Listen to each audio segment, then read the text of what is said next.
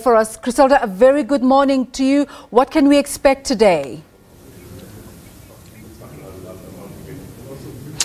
Well, this way we're expecting the acting head of government communications, Phumla Williams, to complete her testimony. Of course, startling revelations last week when she took the stand, basically detailing a fractured relationship that she had with the then communications minister, Faith Muthambi, and also described basically how the former CEO of government communications, Themba Maseko, had been unceremoniously removed from his position and replaced by Jimmy Manyi. Some would refer to him as Mzwanele Manyi, just on the very same day that he was removed from his position.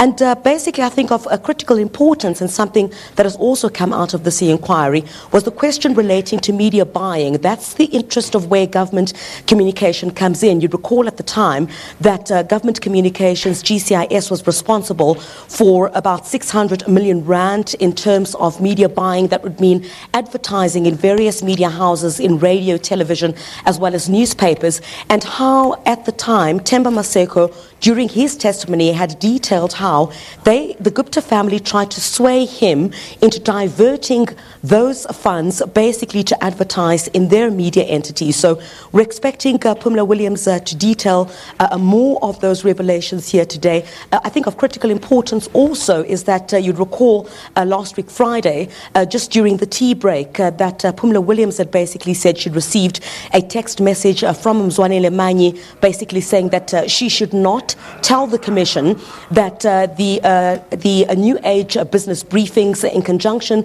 with the SABC did not happen during his tenure. And the Justice basically saying, calling on the legal teams here to provide that SMS to him. And we'll certainly hear today whether that will now officially warrant Jimmy Manyi to be summoned to this particular hearing itself. So I think of particular interest there, Desiree, also is the fact that this commission has already seen its first casualty.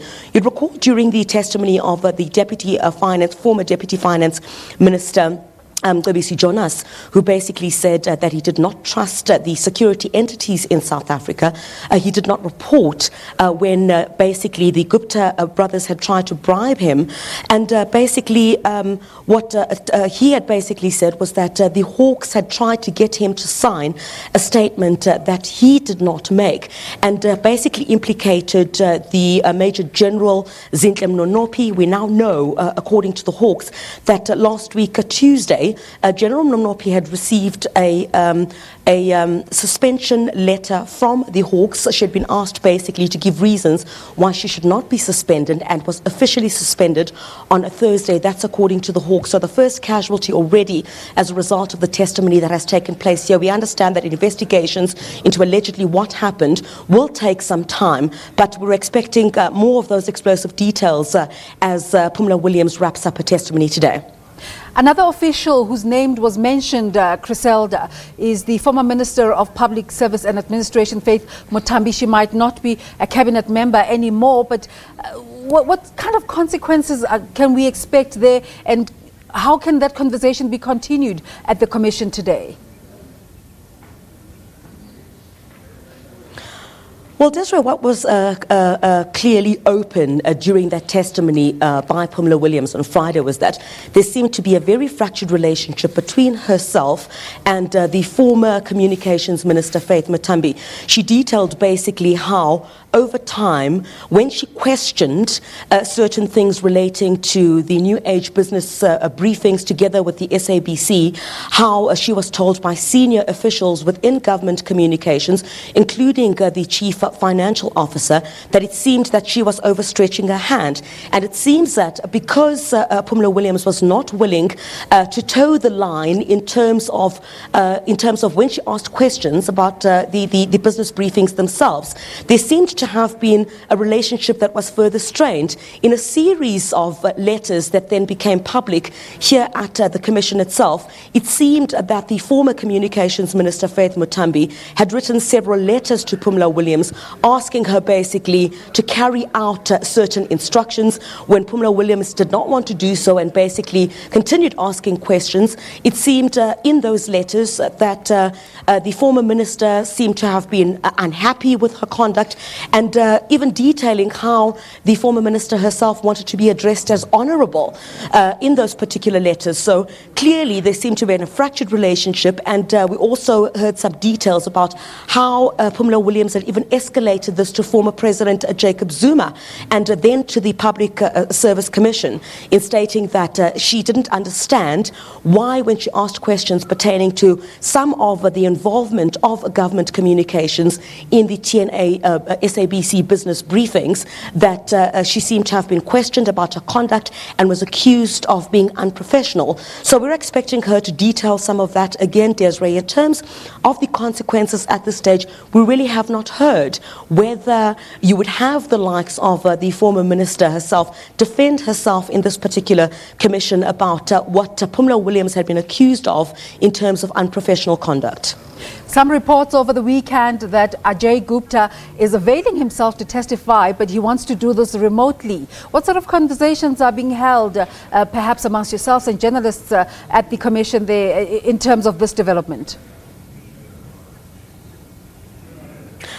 Desiree, there had been a lot of questions about how this commission itself would be effective if you don't have the key role players who are accused in this matter of state capture not testifying in this particular issue. So many of the conversations are being had about why then Ajay Gupta, if he is willing to testify in this particular issue, does not come to South Africa. But of course, I think they would need to tread very carefully there, because remember, Ajay Gupta is being wanted by the elite unit, the Hawks. So word of the fact that he would want to testify from Dubai remotely at this stage certainly is something that remains to be seen, and I think is something that is likely to come up in this commission as well. But no official word at this stage. All of that is just speculation, and his lawyers have basically not indicated at this time whether that indeed will take place.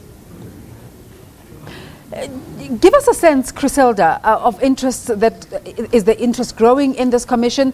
Some international reports saying South Africa was that country that had the Truth and Reconciliation Commission, and now they're having a commission to look into state capture, and it's being exemplary to other countries in the world. What sort of, is there growing interest? You know, Desiree, in the run-up to the start of the commission itself, I think there'd been much interest from South Africans and even abroad about what South Africa's stance would be in dealing with this particular issue relating to state capture. I think very importantly, I think in the first week already, there were quite a number of journalists, a whole lot of them in fact, here at the inquiry itself. But we've seen quite the interest itself quite waning. We've not seen many of the public coming in to sit here and listen to what is being said at this particular commission. But I think if we'd gauge the interest, what many people would want to see is some kind of action that's been taken. Many have said we've seen quite a number of commissions of inquiry into a number of issues. If you look at, for example, the commission of inquiry into the Esidimeni tragedy, for example, many have said if commissions like that have not seen any arrests pertaining to what happened at Esidimeni, for example, this commission itself would need to show its teeth. There would need to be people who are going to take the rap for these serious allegations that have been leveled relating to state capture itself. So I think in terms of the interest, we've seen it fluctuate here and there, but I think many people have said that they would want to see serious consequences that would come out of this particular commission, and it shouldn't just be a talk shop and people basically giving details about some of what seems to be serious allegations leveled against senior people in South Africa. We have to wrap up our conversation. Chriselda, just a quick one. What time do we start today? And just quick expectations.